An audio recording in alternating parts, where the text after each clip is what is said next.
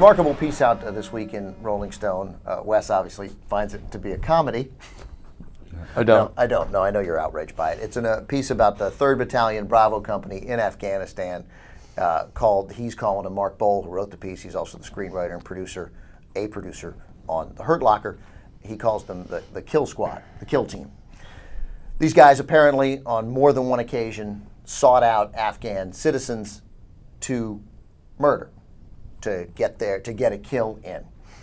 Quickly, your first reaction before we show you some of the video and pictures from this so you get an idea. Mainly, you should go to Rolling Stone to watch it because I don't even want to get to the... My first reaction when I read it last night, yeah. They should fucking hang those guys.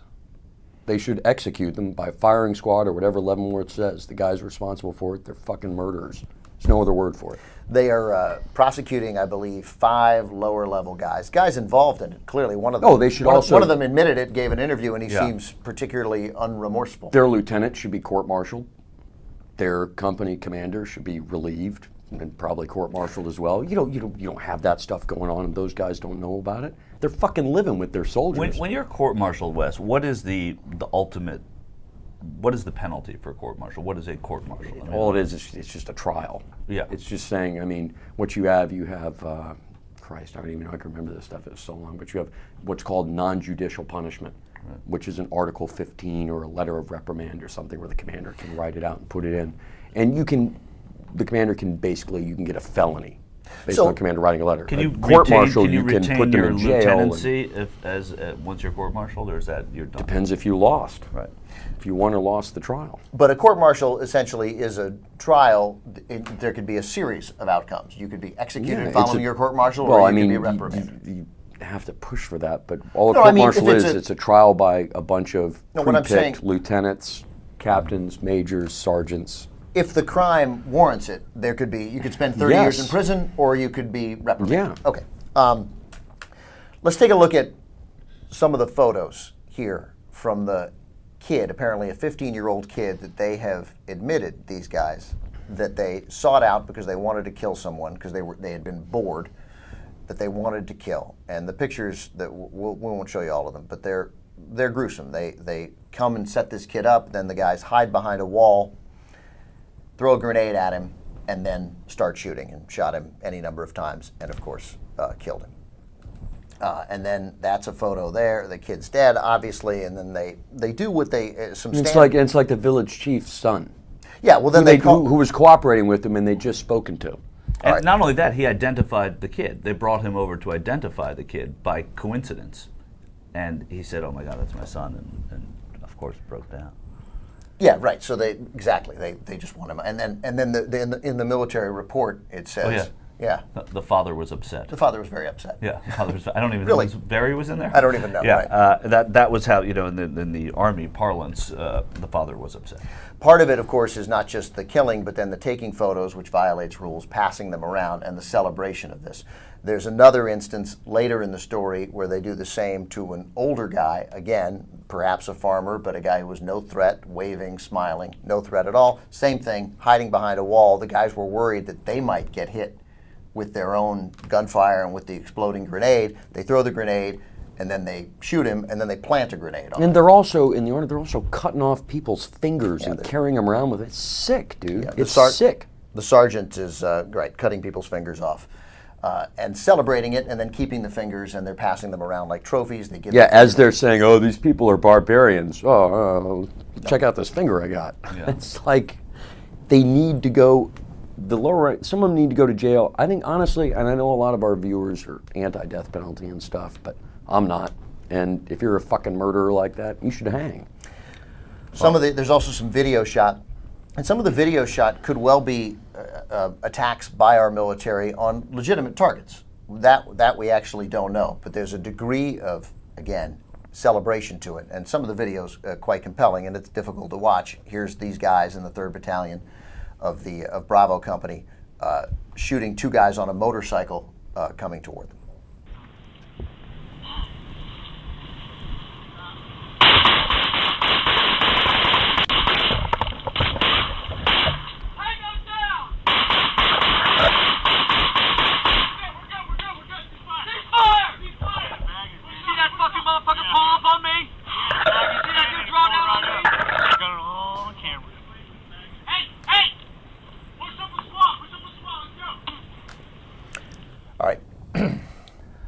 So, first of all, Wes, what are you thinking when you see that? I don't know. I mean, I don't know if the guy they're shooting is an insurgent or just some innocent person driving down the street on a motorcycle. The problem is with these guys is knowing their history. They're probably just a random fucking person. Also, Also, you're it seems like they you're- don't know either. I mean, that's the thing. I mean, I'm not convinced that they. I mean, he said, "See that motherfucker pull up on me," or I think that's what he said. I don't pretend to know what that means, but I'm assuming that he thinks they're going to come up and draw arms or whatever. But the celebratory nature of this is Well, particularly dude, I got disturbing, no you know. problem with guys celebrating when you're at war and you just killed a bad guy. I've got a problem with them murdering innocent people. And then the other problem is, of course, having it shot and then passing that video around, because then you're continuing to celebrate it. And what I'm guessing I'm hearing from you is, in the exhilaration and the emotion of the battle, where you are not dead and you've killed who you perceive to be the enemy, everything goes. For you guys, it's like, and I don't want to sound like Colonel Kurtz from Apocalypse Now, but I mean, if you're going to give somebody a medal, that's fucking celebrating it. Yes. All right? I don't see what the big deal is Well, I if mean, someone there are goes, medals fuck that yeah, are we given did. for heroism and saving people What too. about but what about the sending it around? Well, first of all, by the way, it couldn't violate Army and military rules more when you send the video around, you send the photos around. But what about? I got to tell you, I don't have a problem with people sending photos around. I think people should see what the fuck is going on over I mean, there. that's the- and this stuff has yeah. been going on forever in every. I mean, reading that Rolling Stone article reminded me of the story, and I know you guys haven't read it, but there's the Battle of Lake Tanganyika in World War I, where the British dragged a bunch of gunboats across the jungle, put them in the lake to fight the Germans. That was Kipling, right? Was that? It was not Kipling. It was led by a guy named, I think, Spicer Simpson, who was a total character himself. But he went up there. He was actually one of the few non-racist Brits. And all of his officers and everything were, the Africans are savages, and we have to protect the bodies of the German soldiers so the Africans don't do something to them. And at the same time, the British soldiers were cutting fingers off the German bodies and making necklaces of them and taking ears and shit like that. But here's the It's thing. like Here's why people this behave like savages. as disturbing as this is, and you know, further to what Wes is just saying, as horrible as this is to watch, and it is horrible to watch, it's horrible to read about, it is unconscionable. I don't think they should be killed, but that's another death penalty argument. But this is also progress. I mean, we now see in this age, we get to see this and we get to witness it. And that has to be progress, because this, as you say, Wes, I'm sure it happened in Vietnam, I'm sure it happened in every war. Korea, It's I'm happened sure in it's every happened in war. every war. That's what war is. It's fucking evil. But now we have the video and we have the pictures, and these kind of things I think are impactful, as sad and devastating as they are. I think it's also important that we're in an age where this kind of stuff gets unearthed. One of the guys involved, one of the guys taking those pictures, is a guy named Murlock. He has been sentenced to 24 years in prison. He has agreed to testify against Sergeant Calvin Gibbs. That's clearly the guy they want most. Right. Real quick, no officers or senior officials have been charged in either of the murders or the cover-up. Last October, because there was no, again, discussion of it, and the commanding officers there clearly wanted it to go away. They claimed that they didn't know the extent of it.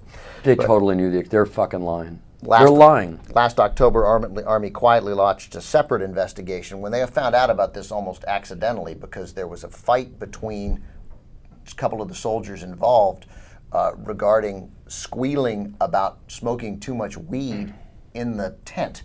And the guy was like, look, you got to stop smoking weed or they're going to think I smoked weed. And then they beat the crap out of him. And then when he went to complain about having the crap beat out of him, he was worried about calling a rat. He's like, yeah, they threw the marijuana and they beat the crap out of me. And this after we killed all those innocent civilians on purpose. They're like, sorry, what? Forget the weed for just a a moment. So findings of the inquiry concluded last month have been kept secret. Army refuses to say whether it was disciplined or demoted any of the commanding officers for the 3rd Platoon. It's 100% a leadership problem, and their platoon leader and their chain of command ought to have their commissions taken away or be tried or something else, because it's negligence. Okay, but it's a total leadership failure. problem, but it's also these people taking an innocent boy and shooting him for what seems like Well, fun. Wes, Those guys should fucking rot in jail or be executed, in my opinion. But also, their officers should be held responsible. You can't tell me their platoon leader didn't know, or their XO didn't know or their commander didn't know? Fuck yes, they knew. Because we're talking also about the staff sergeant here, who is the, and again, I'm going to say something. Dude, come on, give me a break. Staff sergeant, he's just a squad leader. He's a squad leader. He's in charge of like 6 guys. He's just a squad leader. Their lieutenant should be punished. Their captain should be punished. No, I mean, all the way up. if the staff sergeant is involved in this much, is it hard? I mean, the staff sergeant's his relationship and the amount of times that he's going to sit there and talk to the lieutenant, that's frequent. There's not. That's a liaison essentially between the guys on the ground. No, dude, it's if in a military unit you're talking like I don't know how big their platoon is or how usually like 36 guys or 39 or tank battalion, smaller, but you live with those guys. You're eating meals with those guys. You're talking to those guys all the time. You're exercising. You're doing everything with those guys. He had to know. Let's take a look at one more piece of video here just to get your reaction to it. This is a couple of guys they think have planted IEDs. And again, like the guys on the motorcycle, they may well have been legitimate insurgents, legitimate enemies of these guys. And there's some evidence at the beginning of the videotape that they were planting IEDs. Very hard to tell.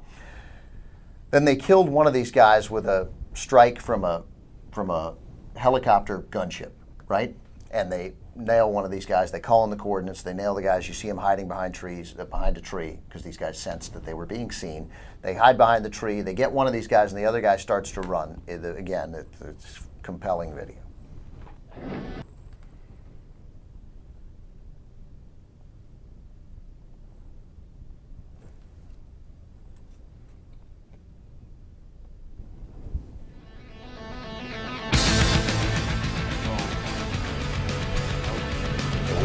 Up later. There's getting the first guy. And then the survivor starts to run.